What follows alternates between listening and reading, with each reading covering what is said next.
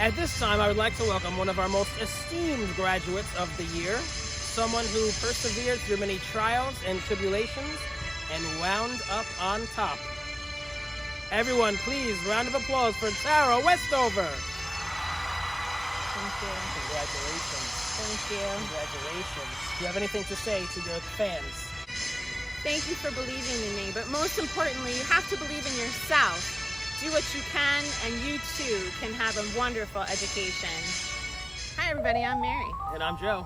And we're Book Buds! Today we're talking about Educated by Tara Westover, an amazingly strong woman who wrote up her memoir of how she basically educated herself throughout her life. She grew up in a remote area, living with a father who was very paranoid and guarded about the government and education and medicine, and really didn't have an understanding outside of what her family was teaching her about the common practices of life. This story is just incredible. Like, as I was reading it, I kept thinking that this was set long, long ago, and then I just had to keep reminding myself, like, this was current. This is current times. This is like during our lifetime. During our lifetime, and this is how someone actually lives. So her father was like suspicious of every system out there. So the kids were not allowed to go to school, and if they were sick, they could not go to the doctor. Mm-hmm. And the activities that this family participated in, there was a lot of room for injuries. Oh my gosh, yes. And they did not go get treated. Yeah. Most of the time. They were working in a scrapyard, throwing large pieces of metal back and forth, like could take off a head or a limb or something. It was and like intense. Huge machinery and things. And yes.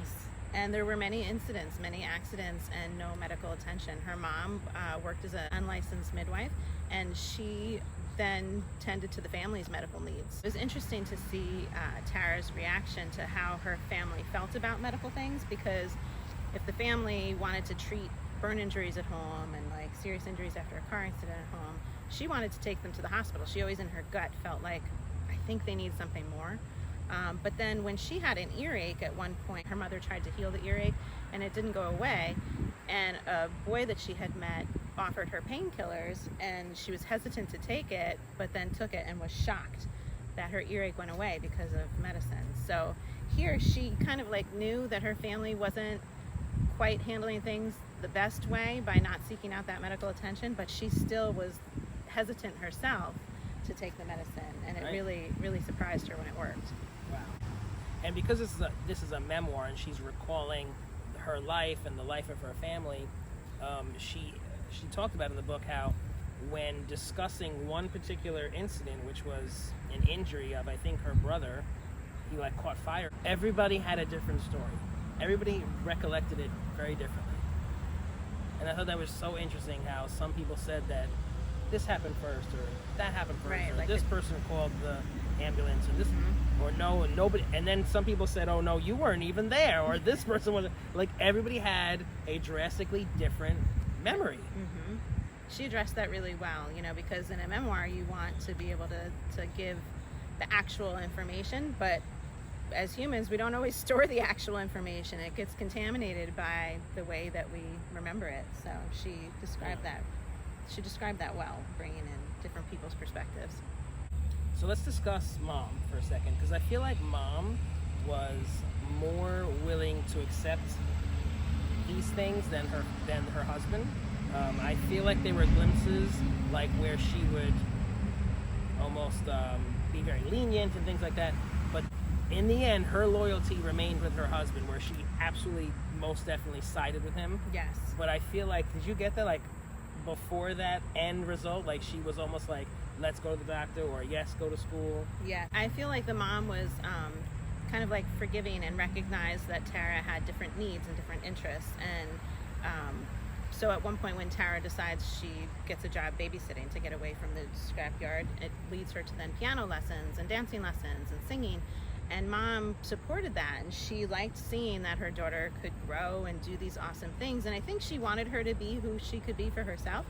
But if Dad caught wind of it, Mom was like, oh my goodness, what a travesty. I had no idea, and couldn't support her daughter, I imagine, because of just the strength of that dynamic in the relationship, where Dad was just so aggressively irritable and paranoid and mentally ill, really.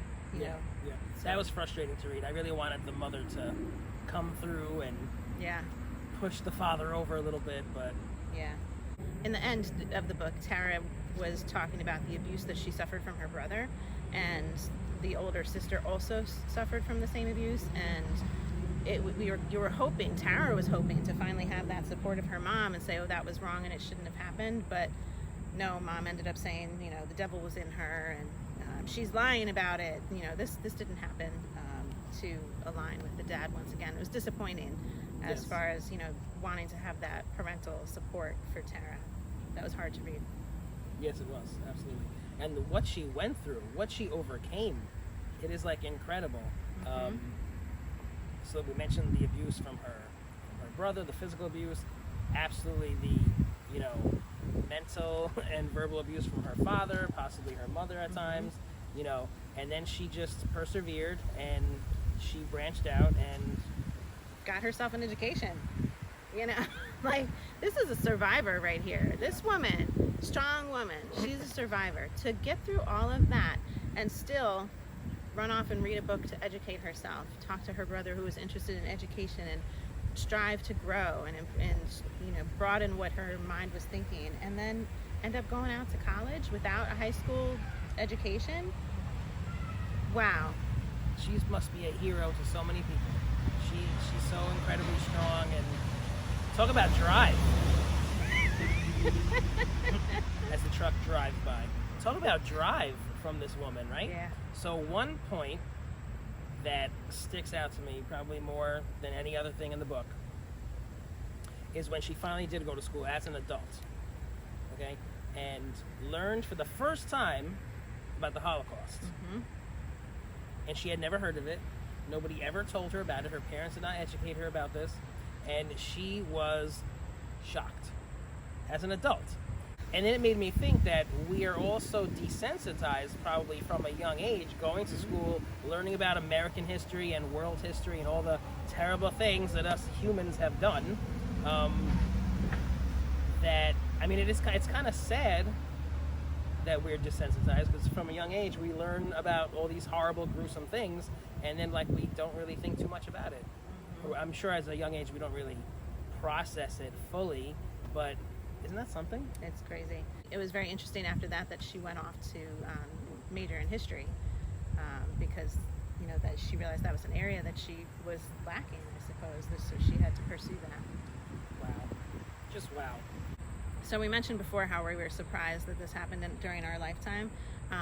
It really struck home for me when they started talking about Y2K and how her dad was preparing in this paranoid way, thinking the world was going to end, and stockpiling this and creating, like, you know, a sheltered place and whatever else to survive when the world finally ends in the Y2K. And I just, when reading that, I was like, but I was alive in Y2K. This was happening when I was in college, was Y2K. And this girl, she's living like during my lifetime, experiencing these really limited situations in her upbringing. I couldn't believe that was happening during our current time. A lot of people felt that about Y2K. Oh yeah. Everybody was preparing for the end of days. And you had no idea what was going to happen once that clock ticked. And I know. New Year's Eve, let's Happy New Year. Yeah, what's gonna happen? Everything's fine. Yeah. And here, this girl was living her life at that time in a very different manner than we're accustomed to. And here we are 20 years later, and it feels like the world is ending again. 2020, woohoo! And I was thinking, like, she educated herself, right? And she did just fine. She went to college, got all these degrees. Kids today, they're relying on virtual learning to get through elementary and high school. They'll be fine. They'll still get to college. Don't worry, parents. True, this is temporary. Totally. She lived her whole life like this. She did, and she survived it. So we can get through this too. Good point, Mary. Okay, so we hope that you enjoyed our book review of Educated, one of the most popular memoirs in recent time. So let us know in the comments if you've read it and what you think of it. And if you are enjoying BookBuds, please like us. And share us with your friends. And subscribe to our channel, BookBuds! You're going for, like, different tones each Yeah, time. you hear it? I did it earlier too, and I'm like, ooh, that was different.